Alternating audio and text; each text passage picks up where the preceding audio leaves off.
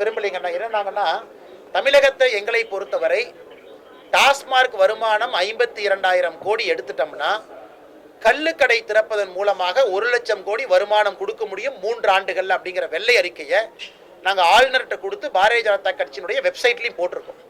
3 ஆண்டுகளில் எப்படி கள்ளுக்கடையை திறக்கணும், எங்களை பொறுத்தவரை தனியார் நடத்துறாங்களா தனியார் நடத்தலையா, அரசு நடத்தக்கூடாது நம்பர் 1, கள்ளுக்கடையை திறக்கணும் நம்பர் 2. இந்த இரண்டிலும் தெளிவாக இருக்கின்றோம். காலம் வரும், காத்திருப்போம், பொறுத்திருப்போம். அரசே நடத்தக்கூடிய மதுபான கடைகளை நாங்கள் எதிர்க்கின்றோம்.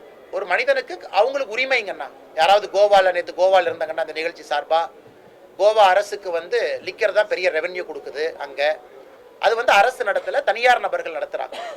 தமிழ்நாட்டில் அரசே அந்த டிபார்ட்மெண்ட்டே பார்த்தீங்கன்னா என்ஃபோர்ஸ்மெண்ட் டிபார்ட்மெண்ட் வச்சிருக்காங்க, ப்ரொஹிபிஷன் பேர்.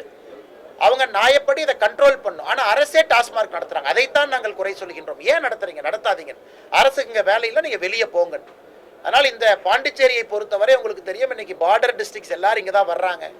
லிக்கர் சீப்பாக இருக்குது, அது இருக்குது, இது இருக்குன்னு வர்றாங்க. அதை விடுங்க, அதுக்குள்ள நான் போக விரும்பலைங்கன்னா அந்தந்த மாநிலம் அந்தந்த மக்கள் அவங்கவுங்க முடிவெடுக்கணும். தேர்தல் அறிக்கை அந்தந்த கட்சிகள், நிதிஷ்குமாரை பொறுத்தவரை பீகாரில் நான் சாராயத்தையே விடமாட்டேன்னு ஒரு தைரியமாக முடிவெடுத்தாரு. அதற்கான ரிசல்ட் இன்னைக்கு பார்க்குறாரு. பெண்கள் தொடர்ந்து நிற்கிறாங்க நிதிஷ்குமார் அவர்களோடு. அது உண்மை, அது சரித்திர உண்மை. இன்னைக்கு பீகாரில் 12% வாக்கு அதிகமாக இருக்கு, பெண்களுடைய வாக்கு 9% அதிகமாக இருக்குன்னா நிதிஷ்குமார் அவர்கள் மீதும் பாரத பிரதமர் நரேந்திர மோடி அவர்கள் மீதும் இருக்கக்கூடிய மரியாதை. நிதிஷ்குமார் அவர்கள் ஒரு காலத்தில் லிக்கரை ப்ரொஹிபிஷன் பேன் கொண்டு வந்தாங்க, பெண்கள் தொடர்ந்து நிற்கிறாங்க.